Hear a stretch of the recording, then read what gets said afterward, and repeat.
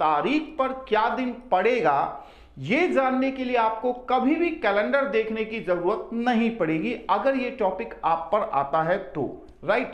तो केवल फ्यूचर के लिए ही बात ये नहीं है, आप पास्ट की किसी भी तारीख को अगर आप निकालना चाहेंगे तो भी आपको उसका आंसर पता रहेगा कि उस, मानो अगर मैं कहूं कि आज के ही दिन यानी कि आज की ही डेट पर यानी कि 3 मार्च में अगर 1650 को पूछूं कि क्या दिन था तो भी आप निकाल सकते हो। और ऐसे ही अगर मैं फ्यूचर में पूछूं कि भाई आज जैसे 3 मार्च है और 2028 या 2030 में या 2050 में क्या दिन होगा तो भी आप आसानी से निकाल सकते हैं। तो चलिए दोस्तों स्टार्ट करते हैं कैलेंडर टॉपिक।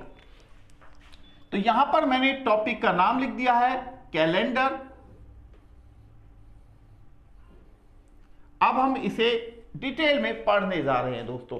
तो आप जैसा कि आप जानते ही हैं कि दिनों से मिलके सप्ताह बनता है, सप्ताहों से मिलके महीना बनता है और महीनों से मिलके एक वर्ष बनता है और वर्षों से मिलके यानी कि 10 वर्ष जब हो जाते हैं तो हम उसे क्या कहते हैं, दशक कहते हैं, है ना। और इस दशकों से मिलके बनती है एक सेंचुरी यानी कि 100 साल, राइट। तो यहां पर अब आप देखेंगे कि यहां पर एक हफ्ते में जो होते हैं वो होते हैं 7 दिन, राइट, 7 डेज होते हैं। तो हफ्ते यानी कि वीक का एक सर्कल हम यहां बना लेते हैं कि भाई एक हफ्ते में 7 दिन होते हैं, तो 7 एरो के निशान को हम यहां पर लगा लेते हैं।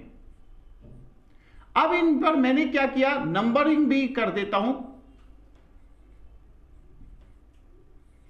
ये मैंने नंबरिंग कर दिया यानी कि 0 से लेके 6 नंबर तक मैंने यहां पर लिख दिया है। अब मैं क्या कर रहा हूं, इस 1 पर मैंने लिख दिया यहां पर संडे, राइट, और यहां पर लिख दिया मैंने मंडे 2 पर, और 3 पर लिख दिया मैंने ट्यूसडे, और 4 पर लिख दिया मैंने वेडनेसडे, और 5 पर मैंने लिख दिया थर्सडे, और 6 पर मैंने लिख दिया फ्राइडे, और 0 पर मैंने लिख दिया सैटरडे। तो आई होप दोस्तों ये चीज आपको समझ में आ रही होगी कि किस तरीके से हम करते हुए चल रहे हैं। तो अब यहां पर बारी आती है ईयर की। तो बच्चों यहां पर आप सभी लोग जानते हैं कि जो वर्ष होता है यानी कि जो ईयर होते हैं वो 2 हिस्सों में बंट जाते हैं। एक जिसे आप कह सकते हैं सिंपल ईयर या जनरल ईयर, तो यहां पर मैंने लिख दिया जनरल ईयर, राइट, और एक होता है लीप ईयर, तो यहां पर मैंने लिख दिया लीप ईयर, राइट। तो जनरल ईयर को हिंदी में आप कह सकते हैं साधारण वर्ष, और लीप ईयर को आप हिंदी में लीप वर्ष भी लिख सकते हैं, और अगर शुद्ध हिंदी में की बात करें तो इसे आप अधिवर्ष भी बुला सकते हैं। तो जनरल ईयर में दोस्तों आपको पता ही होता है बच्चों की 365 यानी कि 365 डेज होते हैं। इसी तरह लीप ईयर में 366 डेज होते हैं। अब कुछ बच्चों का सवाल होगा कि सर इसमें 366 डेज होते क्यों हैं। देखो बच्चों, पृथ्वी और सूरज यानी कि आप सभी लोग जानते हैं कि पृथ्वी सूरज के चारों ओर चक्कर लगा रही है। तो पृथ्वी जो सूरज का चारों ओर एक चक्कर लगाती है वो 365 दिनों में कंप्लीट लेती है, और करीब करीब 6 घंटे का टाइम वो और लेती है।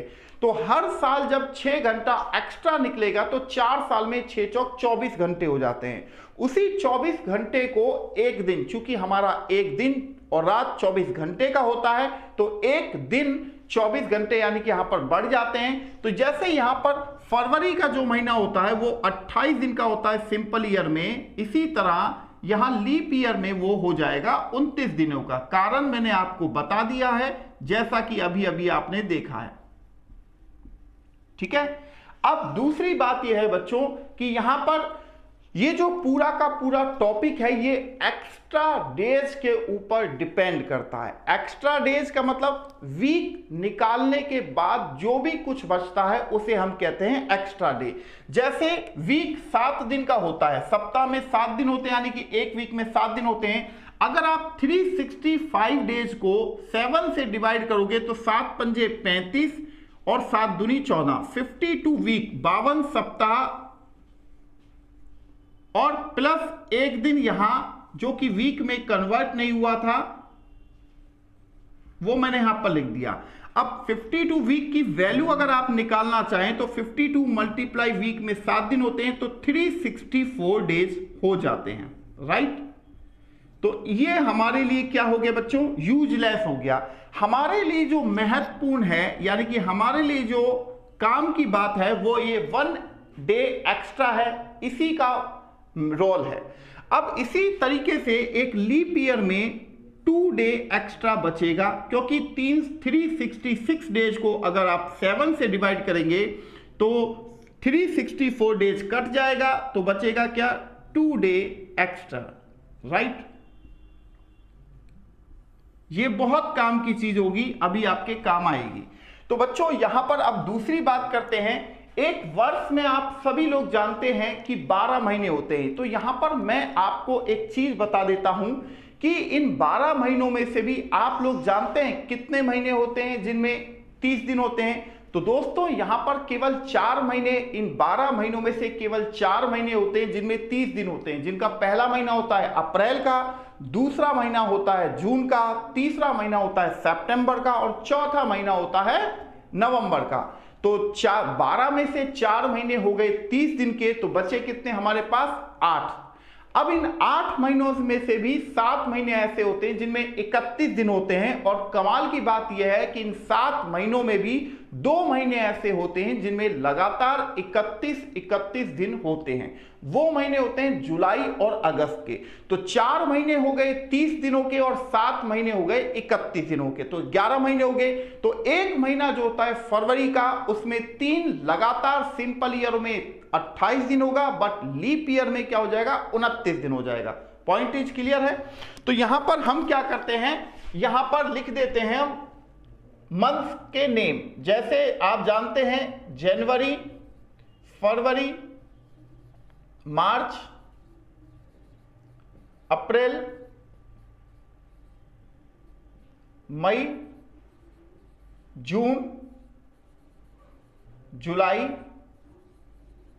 अगस्त, सितंबर, अक्टूबर, नवंबर और एक दिसंबर, राइट।